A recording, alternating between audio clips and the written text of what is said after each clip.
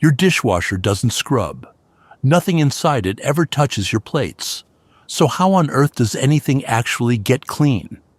Behind that sealed door, a silent storm is raging. Yet no brush, no sponge, and no scrubbing hand exists inside.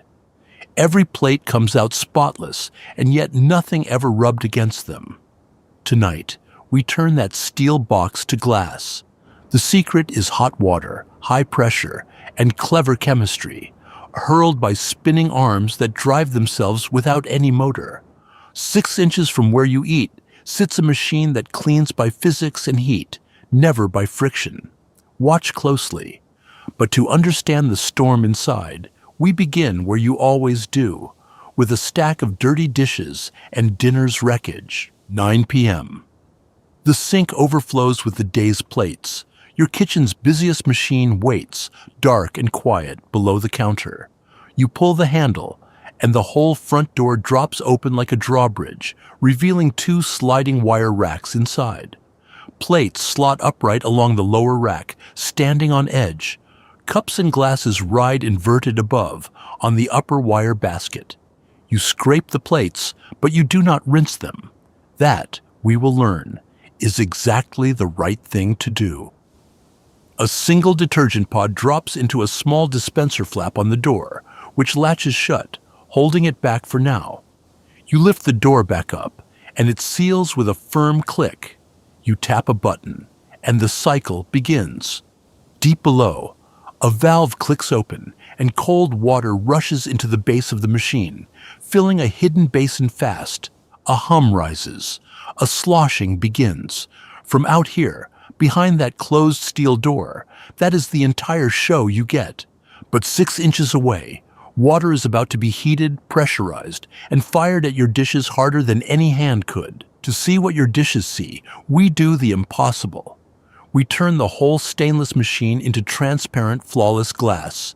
There, the steel is glass now, and the friendly, quiet box becomes a compact, roaring engine for cleaning purely with water. At the very bottom sits a shallow basin, the sump, the heart of the whole system, where everything begins and ends. Inside the sump crouches the wash pump, a spinning impeller that is the only true motor in this entire machine. Remember that word, only. One motor turns the water. Nothing in this machine ever turns to scrub or brush your plates.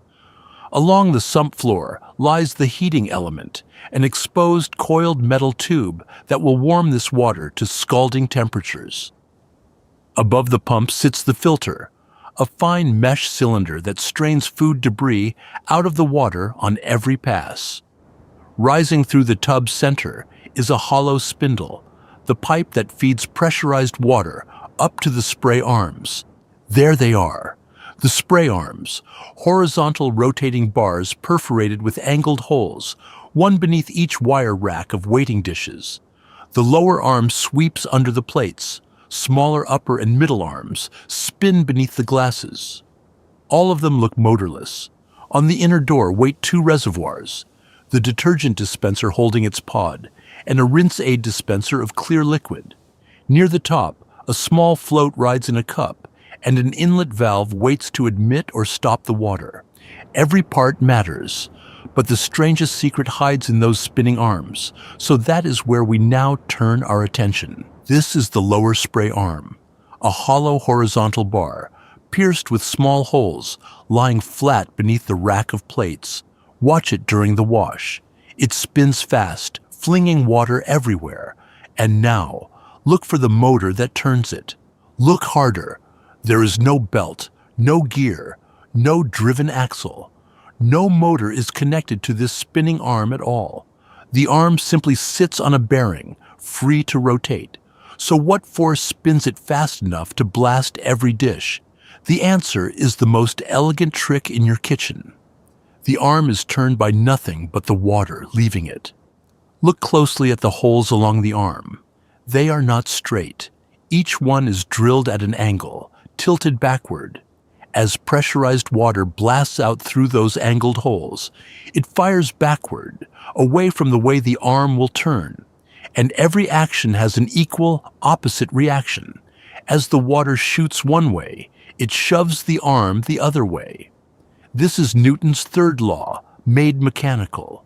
The recoil of its own water jets is the only thing spinning the arm. The pump pushes water up into the arm. The arm fires it backward. The recoil drives it forward. It spins itself. You already own this machine. A lawn sprinkler whirls on that same recoil, spun only by the water escaping its arms. The very same idea is ancient. 2,000 years ago, a Greek inventor named Hero built a spinning steam-powered sphere. Hero's aeolipile shot steam from two bent nozzles, and the sphere whirled on the recoil. History's first true reaction engine. Your dishwasher's spray arm is that same ancient engine, 2,000 years later, running under a rack of your dinner plates. Now watch the lower arm do its real job, firing hot jets straight up at the food-crusted faces of the plates. These jets are not gentle. The pump drives them out at high pressure, hammering every plate harder than any faucet could. And they are hot. The heating element has warmed this water to about 150 degrees Fahrenheit, near scalding. As it spins, the arm sweeps these scalding jets across the entire underside of the rack, reaching every plate in turn. The upper and middle spray arms do the same for the glasses above, spinning on their own recoil, firing jets upward. 3 arms, spinning at different heights, all driven by water alone. None is ever touched by a motor or a gear, so the whole spinning spectacle drives itself purely on jet recoil. But spinning water only works if something keeps it flowing. That something is the wash pump in the sump below. This is the real motor, and it turns only the water. Inside it, a bladed impeller whirls at high speed, flinging water outward and driving it up the spindle under real pressure. So the pump turns the water, and the water turns the arms. The motor never touches a single dish. Beautiful indirection. Now, a surprise. This machine does not run fresh water throughout. It uses the same few gallons, over and over again. Water sprays off the dishes, drains back down to the sump, and the pump immediately fires it right back up again. Round and round it loops, the same water recirculating through the arms, the dishes, the sump, dozens of times each minute. On every loop, that water carries food scraps into the filter, the fine mesh cylinder guarding the mouth of the pump. The filter traps the debris, so only clean water gets pumped back up. Without it, the arms would spray dirt everywhere. This looping design makes a dishwasher astonishingly efficient. A full cycle uses only about 3 to 4 gallons of water. Washing that same load by hand, under a running tap, can pour 20 gallons or more straight down the kitchen drain.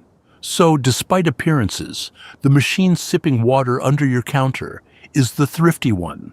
Washing by hand is the wasteful way. The pump moves the water. The filter keeps it clean. But water and pressure alone cannot dissolve dried grease and starch. For that, you need chemistry. At the right moment, the detergent flap springs open and drops the pod into the storm. The hot water dissolves the pod instantly, releasing a cocktail of chemicals engineered to attack food in ways scrubbing never could. The stars of that cocktail are enzymes, the same kind of protein machines your own body uses to digest a meal. One enzyme, protease, hunts down protein, the egg and cheese and meat welded to your plate, and chops it into fragments. Another enzyme, amylase, targets starch, the dried rice and pasta and potato, breaking it down into soft sugars that rinse away. Alkaline builders join the attack, softening the water and loosening grease so oily films lift off the surface and float free. And the heat supercharges all of it. At 150 degrees Fahrenheit, every enzyme and chemical works dramatically faster. So the chemistry loosens the food, and the spinning jets blast the softened residue away. The jets rinse. The enzymes clean. Nowhere in that sequence does anything scrub. No friction. No abrasion. The cleaning is chemistry and heat and pressure, never scrubbing. This reveals a myth worth busting. You do not need to rinse your dishes spotless before loading. In fact, please don't. Those enzymes need food to grab onto. Rinse every plate perfectly clean first, and you leave them nothing to work on. So scrape off the big scraps, but leave the residue. Counterintuitively, a lightly dirty plate cleans better than a rinsed one. One last chemical trick comes near the end. The rinse aid dispenser releases a surfactant that stops water drying into spots. That surfactant lowers water's surface tension. Rather than beating into droplets, the water sheets off the glass in a thin film. A droplet dries in place and leaves its dissolved minerals behind as a spot. A sheet drains away clean, leaving nothing. To finish drying, many machines reheat that same coiled element, warming the air until the last thin film evaporates away. Others use condensation drying. The stainless tub wall stays cooler, so warm vapor condenses on it and trickles down the drain. Step back, and the whole wash is a timed sequence of stages, with two small guardians controlling how much water enters. The inlet valve opens, admitting cold water. When the float rises to its mark, it trips the valve shut, preventing floods. The cycle opens with a pre-wash. Cool water sprays through the racks, loosening the easiest food and rinsing it away first. Then, the main wash. The pod drops, the heater climbs to 150 degrees, and the storm we studied begins. When the wash is done, a separate drain pump kicks in, ejecting all the dirty water out through the drain hose. Fresh water floods in for a final hot rinse. The rinse aid sheets it off, and the drying stage takes over. Where did this machine come from? Not from a factory of engineers, but from one furious woman and her chipped china. In 1886, a wealthy Illinois socialite named Josephine Cochrane was tired of her servants chipping her treasured heirloom dinner plates. So she declared she would build it herself. Her key insight was radical. The machine must never touch the dishes. Scrubbing was what chipped the china. So she designed wire compartments, holding each dish while pressurized water jets did the cleaning. She patented that jet machine, and she had the core principle exactly right from the very start. Water pressure, never scrubbing. She unveiled it at the 1893 Chicago World's Fair. The machine humming under your counter still runs on her idea. Here is the fact for your next dinner party. Your dishwasher does not scrub, and nothing inside it touches your plates, and nothing turns those spinning arms. They drive themselves on the recoil of their own jets, exactly like a lawn sprinkler. The cleaning is done entirely by hot water, high pressure, and enzyme chemistry. Friction plays no part in any of it. The cycle ends, the pump falls silent, the arms coast to a stop, and the steel shell closes over its secret. A quiet click. The door drops open, warm steam rising off a rack of dishes, spotless, though nothing ever scrubbed them. Next time it hums, picture the ancient engine